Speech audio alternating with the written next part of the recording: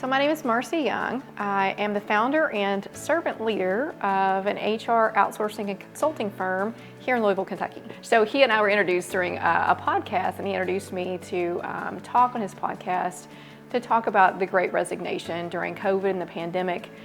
So we connected there, and he then invited me to a networking group, and he and I just hit it off. And one of the things that I'll say about Jason, and the reason I chose him, is because he just seemed to really get me. Like, he understood me from a different level, a depth level. He recognized the leadership style that I portray and kind of utilize, I guess, within how I grow my business. So what stood out to me about Jason was his personal approach.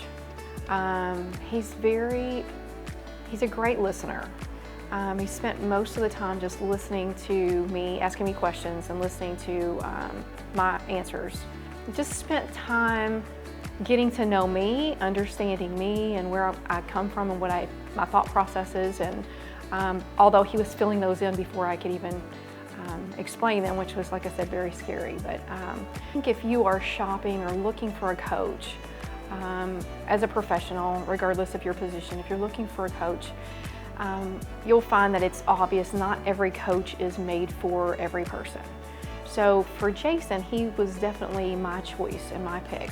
I would encourage the person to look for someone who's going to help them in the areas where they are struggling. Identify with them, walk alongside them, meet them where they're at, and then help them build and grow into whatever it is their goals are and what it looks like. And he does a really good job of helping you understand that too. Lots of times people, they get into business because it's the service or the widget they're trying to produce, and they really don't understand all the other elements and details of it, or they're too busy, even if they do understand it, to get there.